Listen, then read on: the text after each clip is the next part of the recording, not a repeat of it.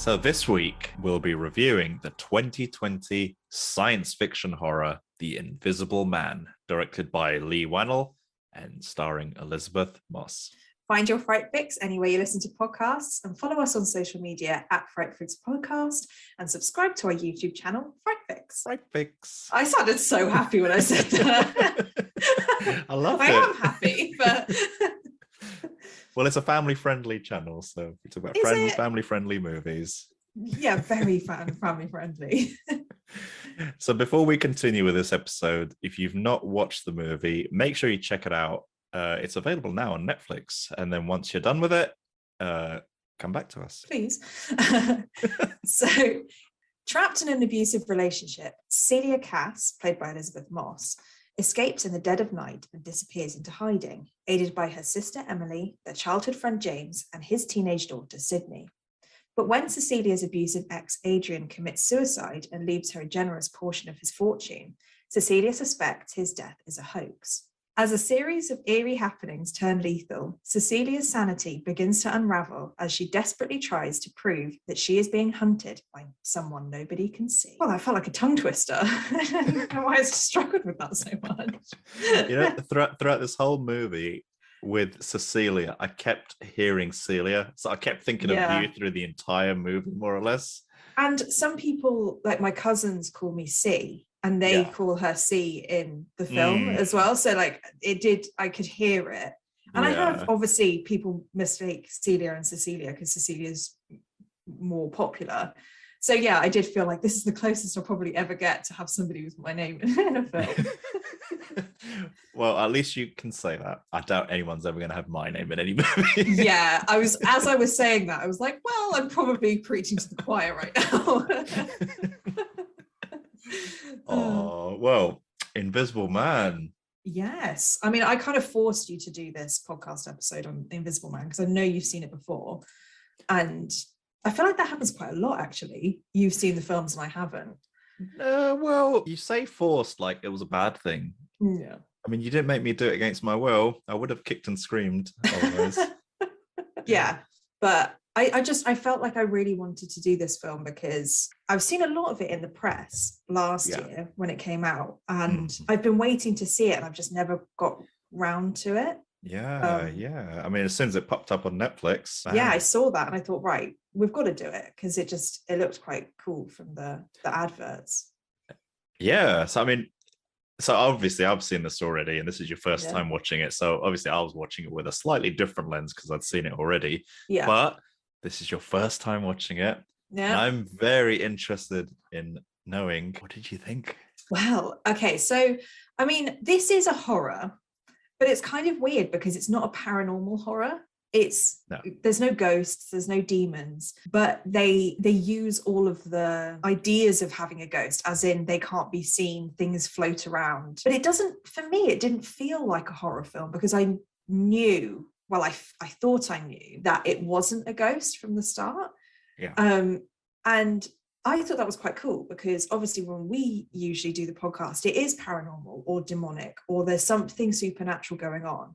But knowing that it's not supernatural makes it a completely different type of horror. And I don't think we've ever done like sci-fi horror in this way. Maybe The Thing, is that? That's probably the closest. Yeah. Which I thought was really cool.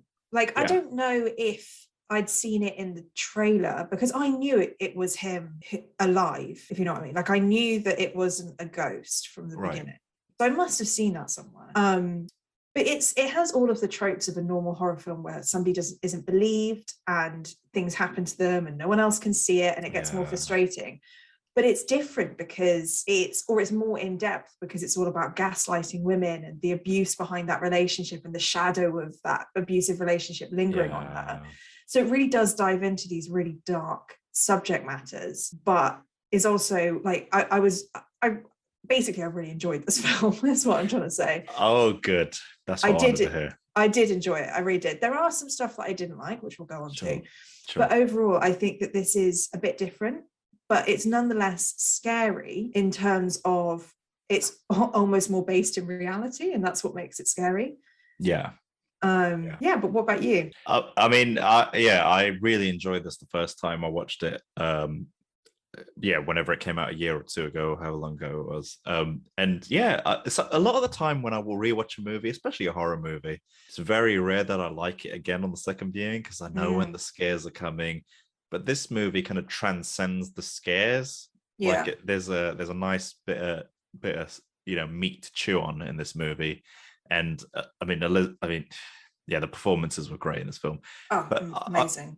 It's weird because like when I was growing up, I watched a lot of Invisible Man types stuff, like especially like reruns, like of older movies or older TV shows, and like so. The Invisible Man was one of those characters that always existed in my life when I was a kid, and I think the Invisible Man is like from even before my dad, like like before he was a kid. I think he's like I'm pretty sure he's one of the Universal monsters in that category. So like Dracula, Frankenstein, werewolf.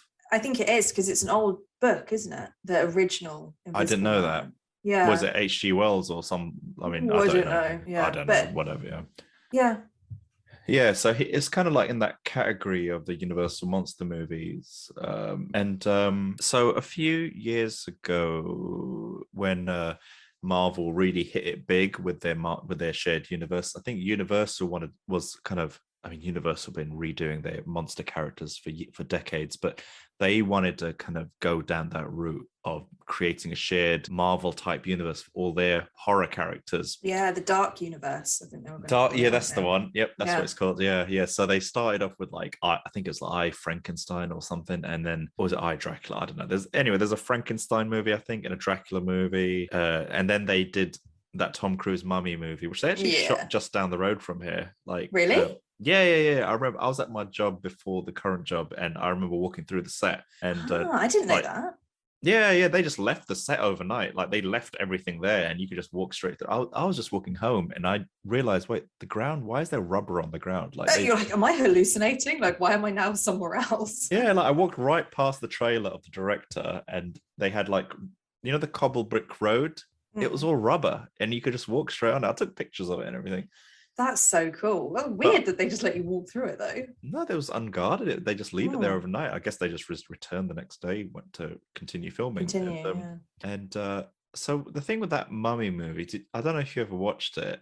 I didn't, but I heard about it. Yeah, so that was meant to be like the Iron Man of the Dark Universe. Yeah. And it was meant to be the one that kickstarted it. A weird, funny fact is Tom Cruise was going to be Iron Man at one point in the past. Really? Oh my God, I could not imagine that. It feels so wrong thinking about it. So like with the Mummy movie, is like I was a big fan of the Brendan Fraser one when I was a kid. I really enjoyed it. So like, and I think with this Mummy movie that they made, it was this weird kind of. It wasn't quite horror, but it wasn't quite swashbuckling adventure like the original Mummy movie. Yeah. And because Universal hinged the entire Dark Universe on this one move, this kind of one inconsistent tone movie. Like I think their grand kind of designs were to have like the Invisible Man and the Bride of Frankenstein, and which is such a cool idea. Like I love that idea. It's a great idea because in the Mummy movie they also have Russell Crowe playing Jekyll and Hyde, like Dr. Jekyll. Oh, really? Yeah, he comes out of nowhere and he's like Jekyll and Hyde. And so you could see that what they were trying to do. But anyway, they screwed it up. It didn't go anywhere. I didn't think the movie was too bad. It bombed, didn't it? Like critical reviews. Like, it's a shame. It's a real shame. Things didn't end well for it. But I personally enjoyed it. Like, I thought it wasn't going to win any awards, but I enjoyed it. Yeah. But then Universal kind of gave up on the Dark Universe, which is such a shame because I just love the idea. It is, but they did what I think is a stroke of genius. They decided to give Blumhouse their monster characters. The first one of those is the Invisible Man, and they gave it to the guy who worked closely with James Wan on the first two Conjuring movies, Leigh Whannell, and then the rest is history. It's a stroke of genius because I read somewhere that Johnny Depp was going to be the Invisible Man. If it really? He was going to be the Invisible Man before they gave it to Blumhouse, like that he was in Dark Universe. In the Dark Universe, yeah. Right. I didn't Which know is that. interesting. But yeah, I mean, this film does feel like a horror film. It doesn't feel like it doesn't feel like a Universal is trying to do horror, because it's not that. And maybe it wouldn't have worked if The Mummy hadn't bombed like it did. Like, if they'd carried on, potentially this wouldn't have been as good, because like you say, you've got people who really know horror behind it. Yes. And that makes this film really good. And I mean, if they started with this film, maybe the Dark Universe would carry on. But I think having accomplished horror directors direct each one of the characters, like Jekyll, Frankenstein, Dracula, Mummy, it would have been so much better. Like, and to be honest with you, like, they probably spent like 1/5 of the money on this movie that they did on The Mummy, probably, and they did a pretty good job. I completely agree. So what did you think of the acting? And I mean, we've already kind of mentioned, I'm sure we probably think the same thing about Elisabeth Moss, but let's just say it and let's see what happens. I mean, it's a no-brainer. She's magnificent in this movie. I mean, much like last week's film, like the entire weight of this movie is on Moss's shoulders, and she just carries that weight like it's nothing, like so effortless. I mean, she's like, for the majority of the movie, she's acting against nothing. Literally. And she convinced me that there was an invisible man there. And, you know, that the terror on her face and the fright, her being frightened, and kind of, as you mentioned earlier, being gaslit, and that kind of like doubting yourself. And I genuinely believed that she was someone who was suffering the post trauma of an abusive relationship. I thought she was great. I mean, she was great. She was great the first time I watched the movie. She was great the second time I watched the movie. I found but that's kind of where things for me go a bit kind of like, that's kind of where I draw the line a little bit. Like, the only other remotely interesting character for me was the guy who played her friend. I think he's the police officer. James. I think. I thought he was good, but he didn't get that much to do in the movie. And everybody else from that point onwards to me was not very memorable, and not very, like, they didn't have much meat to chew on. They're complete supporting actors for Elisabeth Moss, it feels like, doesn't it? Like, they're just there so she can have someone to talk, like, bounce off. What did you think of the casting, the performances, the acting? Well, I totally agree. You know, Elisabeth Moss stole the show. She's vulnerable, she's resilient, she the way that you see the mood changing on her face, where she feels that something's wrong, but like you say, you can't actually see it. And there are a lot of scenes that are technically probably really difficult, because she's being pulled around by an invisible person. So they've obviously got a man like in a green morph suit or whatever, like not a real person who's kind of part of those scenes. And she just brings so much terror to it that you totally believe everything that she does. And what I really like about Elisabeth Moss is that she feels like a real person. Yes. So, like, I don't know what it is. I don't know, but, and I felt that with what's the name from The Night House? We just did it. Rebecca something Hall. Yeah. There's something about both of them that they feel like real people. And this is quite similar to last week's, in terms of you have one person that is totally taking the show and is putting so much into this film. But in this one, I mean, I knew, for the supporting cast, I knew Adrian because he was in The Haunting of Hill House. Saw that on Netflix. Yeah, that's the one. Yeah. I knew Sydney, the daughter, because she's in Euphoria. I've not seen that. Yeah, but she plays like a minor character in that. I'd never seen James or Emily. I have to say, James is so handsome. Like, I couldn't stop looking at him. I was like, I didn't even care what was going on. I was just watching him, and I was like, oh, I don't know what's happening. I don't know what you're saying, but I'm just going to stare at you anyway. Oh. But I do kind of agree with you that I thought they were going to do more with his character, in terms of, like, he's a police officer, and they use a bit of that when they're like, he put surveillance on Adrian when they're having that conversation, but it felt like they could have done a bit more with his character, or that, I don't know, he just basically doesn't believe her and then says, well, I kind of believe you now, sorry. And you know, and I don't mean that they had to be in a relationship or anything, but you know, it's like they could have explored that a bit more. Yeah, because he's I forgot he was a police officer until he's in the interrogation room with her, Right, with yeah. Elisabeth Moss character. Like up until that point, he just seemed like the cool friend, like the cool Yeah. kind of, yeah.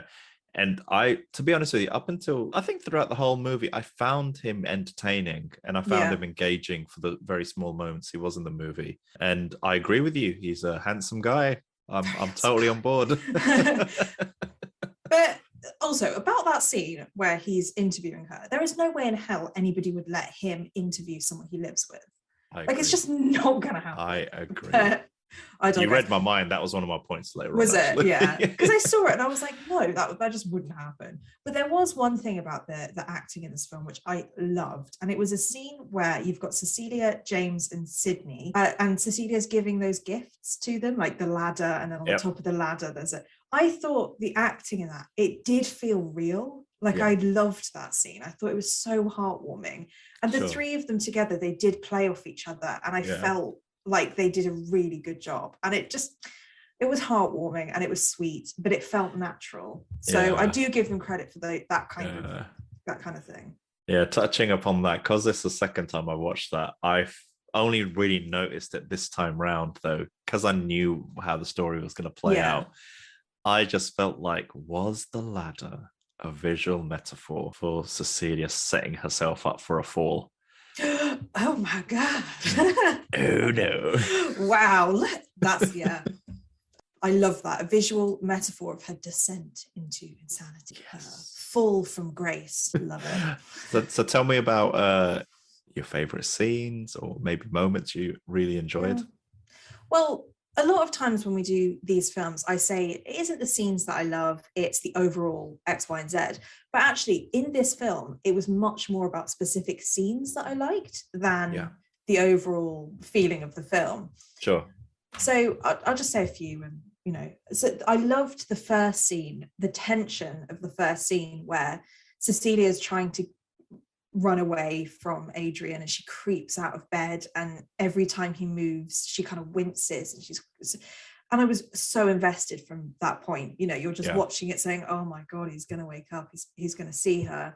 You can tell she's scared from the very beginning, and that's that slow movement throughout the house. She's watching him on her phone as the CCTV watches him sleep, and she kicks the dog bowl and things like that, and it's just everything, because it was the first time I was watching it, anything could have happened. Like, he could have woken up, the dog could have done something, she might not have got away, because you have no idea what's coming. Those kind of scenes starting out of thinking, okay, and I knew that he died at some point, and I must have seen that in the trailer. Sure. So I was thinking, is it now? Like, does he die in this scene? Okay. You're all these questions run through your head, and when you look back, it's not as stressful, because you're like, okay, well, she got out and she was fine, but at the moment you have no idea. Of course. Yeah. And it's a beautiful setting of this really expensive house. You're questioning, like, oh, what's the story here? Like, why has he got so much technology in his basement, and like, who is this guy? So I really like that opening scene. I loved, and I don't know if you thought this as well, but I loved is it agoraphobia? What's it called? What? Agoraphobia? Yeah, when you don't want to go outside. Yeah, because you see that in that scene where Cecilia's trying to go to the mailbox. Yeah. And she opens the door, and it's totally understandable that she'd feel that way after coming out of that relationship. And she puts a foot out of the door, and then all the music stops, and there's like a muffled sound. And the difference between the noise from inside the house to just nothing as she tries to leave the house, it was a representation of what that anxiety can feel like, where it's so intense and it's so hyper focused on that 1 second that you put your foot out of the door. I just thought that whole scene was really good, and they made a really, the tension that was built from that. I loved. I think that was a really good one. Yeah. It just heightens that anxiety of, you can see she's going through so much, and she's trying to do things that are normal. But I mean, I would feel that scared as well if I had no idea where he was. Like, he could be anywhere, and just going outside is, looking over your shoulder. Yeah, all the time. Yeah. But I think a lot of that is Elisabeth Moss acting skills as well, of her being able to show those emotions in such a subtle way that you know that they're real for this character. And then there were two other things that I thought were really cool. I loved in the attic scene where she throws that paint pot down the stairs and it suddenly covers the Invisible Man in white paint and you see him for a few seconds. Yeah. So, and that's the first time the audience sees that the Invisible Man is there. Because we know that obviously something's happening, because there was the scene where the pan was on fire and things were moving around and you clearly know something's wrong, but then you actually see it. Yeah. And it looks really weird and it makes this really weird noise. It's almost like crickets, not crickets. It makes a weird noise when maybe it's like the wiring or something when it gets hit by the paint, but there's a noise it makes. And there's an empty scene where she's looking down the stairs and then the paint goes on down the stairs and you just see it and it's covered in paint and then it disappears again. You think, oh my god, I wasn't expecting that. I wasn't expecting to ever see the Invisible Man. Sure. Because he's invisible. So I thought that was really cool. And then the last thing, I really was not expecting Emily's death in the restaurant. Sure. Because there are bits, and there are bits which were, I could tell were coming, or that you could kind of see the direction it was going in. But when Cecilia and Emily are having dinner in a public place, and then the Invisible Man slits her throat in the restaurant, did not expect that at all. It felt so just left field, and I say this all the time, but I love it when films do that, where they're like, this is the narrative and now we're just going to do something completely different and it's just going to throw you all off. But what I loved about that scene is that in Emily's final moments, she would have known that Cecilia was telling the truth because something slit her throat and she was sitting opposite Cecilia, so she knows it wasn't her. And then the knife goes in Cecilia's hand, and it's like, in my head, I'm like, for those last few seconds, Emily knew that what her sister was telling her was true. And I thought that was a really powerful way of ending it, of having them looking across from each other and something so quick happens and then it's done. And her whole world is turned upside down. It's too late. So those were some ideas, but overall it's kind of just that there's some really unique scenes in this film that I think they used the idea of having an invisible man in a really good way. I think the two things that stand out as a strength in this film is Elisabeth Moss and her acting skills and the uniqueness of being invisible. And those two things have worked really well into the film. In my humble opinion. So what about you? What did you like? I think you've highlighted a lot of the best scenes in the movies. It's just strange, with the Invisible Man, because I'm so used to, prior to this movie, so used to seeing the Invisible Man in an action movie or some kind of sci-fi kind of setting. Or I remember watching. I think my first experience of the Invisible Man was, I think, David McCallum. I could be making that. Who's the guy who was from Man from U.N.C.L.E.? Give me 1 second. Let me Google it. Google's so handy. Did David McCallum play the Invisible Man? I could just be imagining this entirely and fantasizing about a character that didn't. He was the Invisible Man. Correct. You're vindicated. Yes, he was. 1975 to 1976. So that's the TV show I grew up on. Obviously I was around in 1975, 76, but when it repeated on TV, that was my first kind of interaction with the Invisible Man. Sorry, what were you going to say? I've never seen anything with the Invisible Man, but a question is, how do you see him not be invisible? Because you have to know who the actor is. It's always, So it's always this kind of the same old thing, he's got a bandage around his head and he takes the bandage, or he's just a hat that's floating around. Or because I've seen glasses or something, a glasses hat is the Invisible Man. And then I remember seeing Chevy Chase play the Invisible Man in John Carpenter's The Memoirs of the Invisible Man, from 92 or 93, whenever it was. That was a terrible movie, but that was my first cinematic experience of Invisible Man. So seeing him in this, such a domesticated kind of environment, there was nothing blockbuster about this movie. There was nothing action about this movie. It was just it was kind of like, oh, what if we take a really popular science fiction character and put him in a story about domestic abuse? Yeah. It's such a like, I'm surprised the studio even greenlit this. Like, yeah. But it's so good that they had faith. I mean, clearly Leigh Whannell and Jason Blum have like a relationship where they trust each other. There's something there. But it also made me think, like, so Leigh Whannell and James Wan made a lot of stuff together. And then Leigh Whannell makes this without James Wan, and James Wan makes Malignant without Leigh Whannell. Oh, they split. Yeah, and it says a lot about both of their sensibilities. And a part of me wonders I think Leigh Whannell did a much better job with this than James Wan did with Malignant. So it makes me wonder, James Wan, he's the one who's reaching for the stars. Was Leigh Whannell the one who kept him grounded? Ah, right. And now you see that in The Invisible Man because he's taking the reins of it. Interesting. It reminds me so much of the relationship between Matthew Vaughn and Guy Ritchie. Like, they made films together and then they split. Yeah. Did their own thing, but then Guy Ritchie started making some weird stuff, but Matthew Vaughn has consistently made good movies, and he was the guy who was always in the background. So it's like an anchor that keeps and the I ship. think you need that, man. Yeah. But you've highlighted a lot of the best scenes in this movie, so I don't know how much I can contribute, but there's something, especially the first half of the movie, after she's escaped from the relationship and before the Invisible Man is revealed. But like, there's something that is terrifying in this movie where, like, when you just see like domestic issues like the chip pan fire, or when she's just staring into space, like into the middle of a room, like she can feel something's there, but we never see anything. Yeah. And even with the chip pan fire scene, like, the camera's just fixed on the kitchen and you just see this little, bacon being cooked and suddenly it erupts into flames. And it's just something terrifying about such domestic things. Yeah.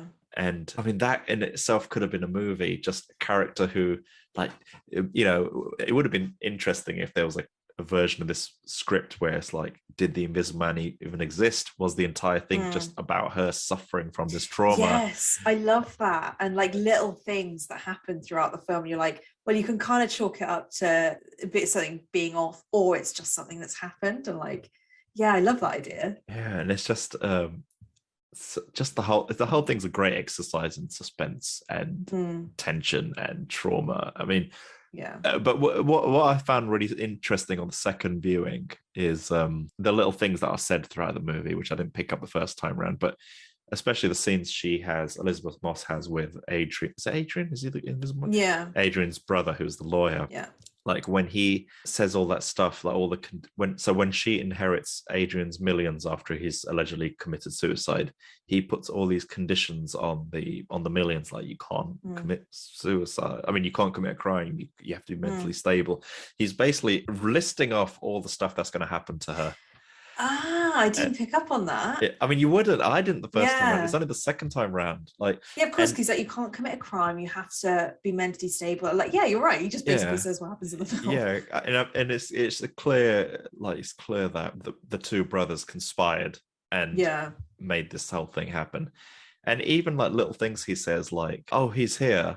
In that urn over there. But he's in pause. It's a lot of that stuff throughout. There's a lot of that peppered throughout the whole movie where but when you watch it the second time, you get it because you know that he's part of it. Yeah, I really liked the suit, the Invisible Man suit. The suit was cool, Not good if you've got, what's it called? The phobia of holes. I don't even know that was a thing. No, it's a thing because I read I read an article. It's really interesting that it's like a viral phobia, that if you read about it, you're more likely to fear it. So there was like a viral trend of everybody had this phobia, and it came from the fact that everybody was reading about it, and then they're like, oh yeah, that is kind of weird. I'm just looking up what it's called. Trypophobia, something like that. Yeah. Trypophobia, which is like the fear of little holes and stuff, like honeycomb and anything with like little holes in it. But this suit looks like that. And I was like, oh, some people are not going to be happy I about that. never even thought about that. That's quite interesting. but I like the fact that it wasn't just like this kind of, I mean, obviously it's science fiction or whatever, but it felt like there was thought put into the suit. Like, yeah, it wasn't a super suit, latex. Yeah, it's like, even like when they were pitching the Invisible Man internally, it's like, how do you justify an invisible man? Like, oh, did he fall into some radioactive vat or something, or what happened to him? But in this movie, oh, he's a world-leading expert in optics. Obviously, and he created an optical suit. Yeah, and I can believe the tech. Like, all those little things were cameras on him. Yeah, and you could see them kind of zooming in and out, adjusting focus, and you could see the little apertures, and each one of them. I like that because it looked like it was alive. Like all the little bits were moving and stuff. You think, ooh, it's almost like little bugs are, alive on the suit, and they're kind of blinking and looking at you. It's like he's covered in eyes where he can see everything, but no one can see him. Oh my God, sir. You are just blowing my mind today. I'm telling you, it's the alcohol. That's what it is. It's your full cup of Baileys. I was making fun of Cirque because he had a full cup of Baileys as we were getting ready for the podcast. And it's when Celia gets to my age, then she'll realize that a full cup of Baileys is not enough. It's weird. But yes, you are completely right. That suit is really cool. Okay, well, I have a question for you. As somebody who's seen other invisible men, that sounds like you, invisible man movies or TV shows. What did you think about the fact that in this film, it's not really the invisible man? It's because it's more of a man who uses invisibility, because his thing isn't that he's invisible, because it ends up that it's also his brother, and then Cecilia uses the suit. It's more that there is a suit that's invisible. Yeah. It's very different from having a superhero who is the invisible man. Like, what did you think about the difference between that? Because he's not, like you said it before, he's not a superhero. Like, it's not his thing to be invisible. It's just that he used technology to become invisible. So this is similar to Iron Man. Where Robert Downey Jr. in there is Iron Man. He has a special suit, but beneath that suit, at a physical level, there's nothing really special about him. Like, he's just this alcoholic womanizer who just happens to have a lot of money and whatnot. It's like Batman. But the thing with Batman, where Batman and Iron Man differ, is Batman is a detective. He's a martial artist. He's like so he has some physical attributes that make him Batman. But Iron Man is just a man. Iron Man is a very, like, he's a scientist / womanizer / alcoholic. But the thing with this movie is, they have kind of twisted a little bit. Like, so with like Chevy Chase and Memoirs of the Invisible Man, anytime he wanted to give the appearance of skin, he'd have to cover his skin in cream or whatever so you could see skin on him. But with this movie, it's just a suit, really. That's what I mean. He's not the invisible man. He's just a man who's invisible. No, I suppose that is a weird cop-out, but it still works, because this movie could almost be the origin story of the Invisible Woman if they ever decided to make a second one, because Elisabeth Moss. Yeah, very good point. But I don't know what she'd do with the suit, but I don't know what they'd do, but... Yeah. Okay, well, was there anything that you didn't like about the film? There were a couple of things which I only felt the second time round, which I didn't really pick up on the first time round. But that scene where Elisabeth Moss goes to her sister's house and her sister opens the door and she's like, "Oh, thanks for that email." Oh, she's referring to an email where Elisabeth Moss has just like said a million nasty things about her sister. And Elisabeth Moss is trying to say, "I didn't send an email. What are you talking about?" Why didn't, like, in real life, I don't know if that would have happened. Like, I don't, like, if I wrote you a bad email, and obviously you would probably be angry about it or write me off or whatever. But if I turned around to you and said, wait, I'm confused, I didn't write an email, what are you talking about? Would you have been like, get out of my life? Or would you have been like, what? Of course not. Yeah, of course. You didn't write the email? What do you mean, Lord? Let's talk about this. And especially because it's her sister, like, it's so left field.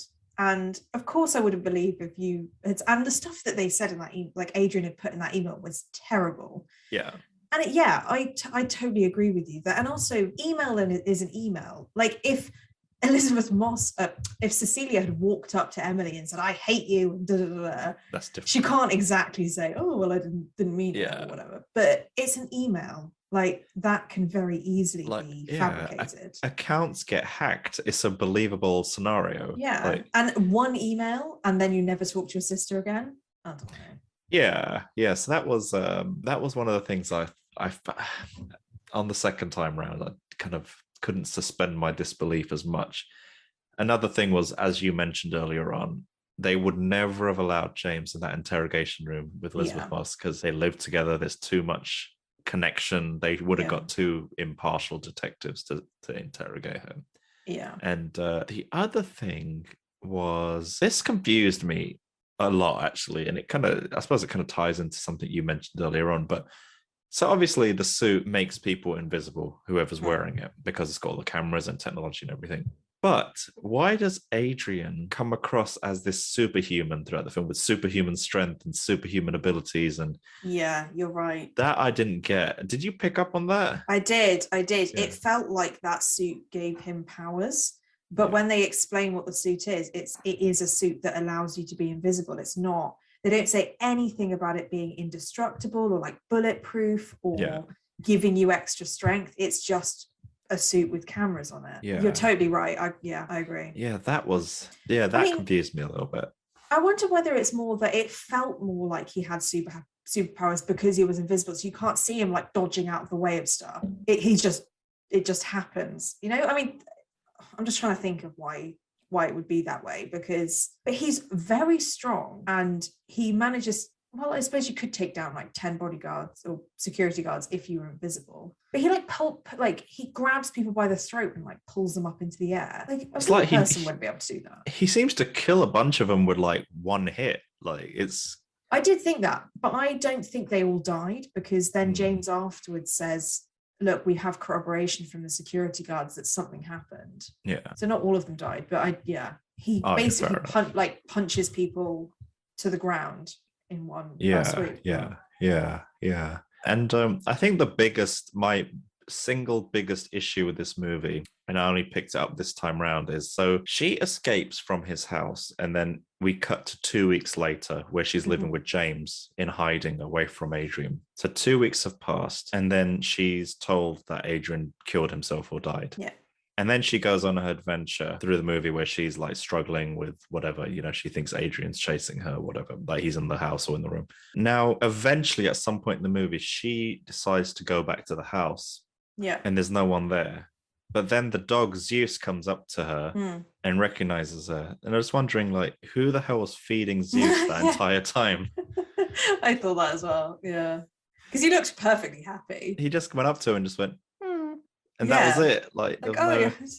And the other thing about that scene that I didn't really understand was like she seemed to know what the invisible suit was because she went directly to it, put the code in and then got it to work. It's almost like she knew it was there, but she never makes mention that she knows he's invisible, like the technology behind it.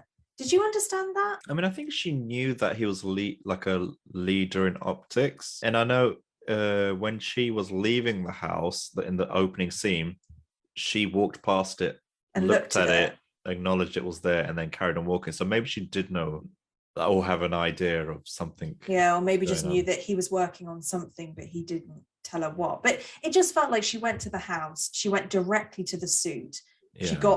She managed to figure out how to get the suit to like appear, and then she stole it. And it felt like, because you can't hear her in a monologue or anything within that scene. No. Part of me was like, it feels like she knew exactly where to go to find this suit. Yeah. But she did seem surprised when she saw it, because she was like touching it. She was like, oh my God, you're insane. Yeah. But still, it was a little bit like, why? How did you already know what that was? I don't know. Yeah, that's really good point. I didn't really think about that. That's a really good point. Like, other than any of the stuff I'd mentioned, were there any things you didn't like that maybe I might have missed? I mean, you've said most of them, but there was a few things that kind of annoyed me. One of them was I personally, and this might be controversial, but I didn't want the brother to be like part of it. I didn't really care that he was part of it until you said like there are bits dotted throughout the film where it makes more sense. But for me, it was like, okay, well, I would have rather it have just been Adrian the whole time. And like the brother, I don't know, I just didn't really care about that twist. I think like when she shot him and then took the mask off and it was the brother, I wasn't like, oh my God. I was like, all right, well, let's carry on, let's find Adrian. And but maybe if I watched it again and I saw those little bits of it, I would think, oh, this is quite cool because I know that they're working together. Yeah. But when I watched it the first time, I just didn't feel like it was needed.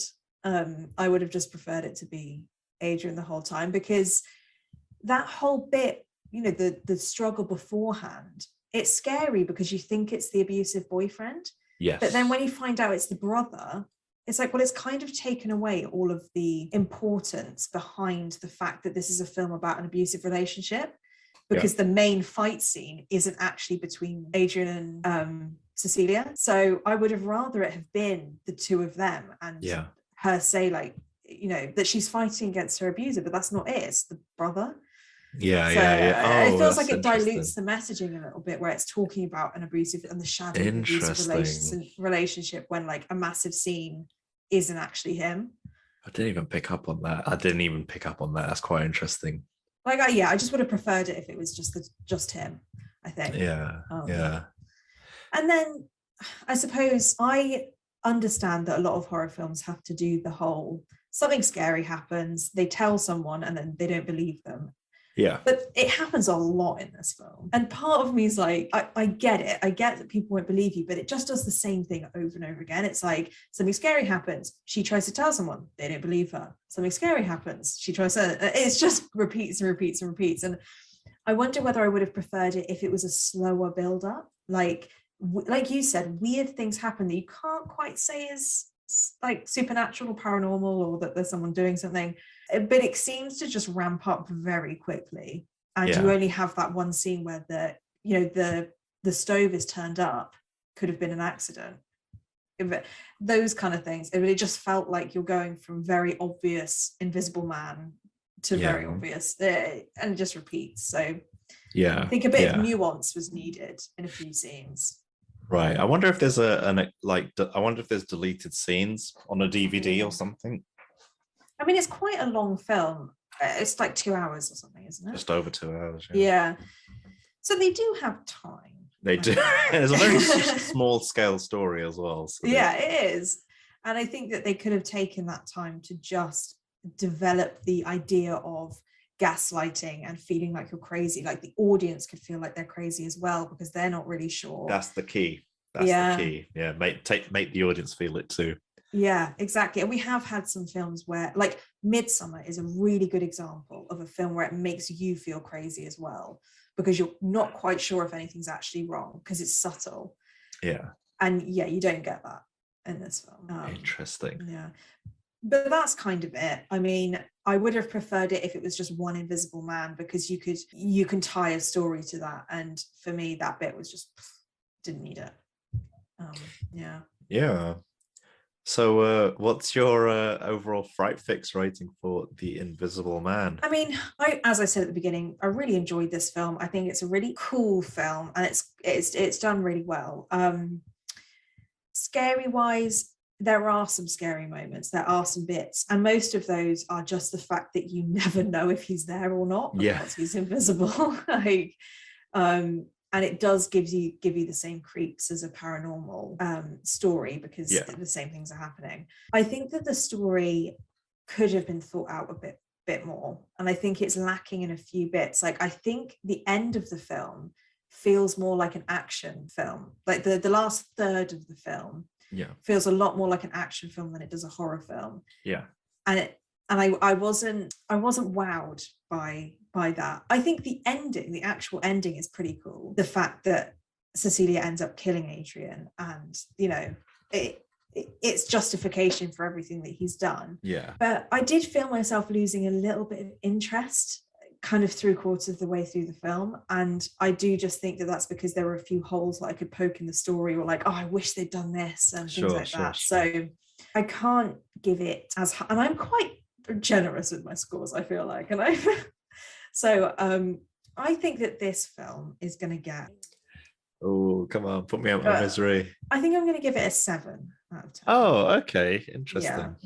Because I did enjoy it, and I would recommend it to other people, especially if you're interested in this kind of universe and the idea of having one of these stories flipped on its head.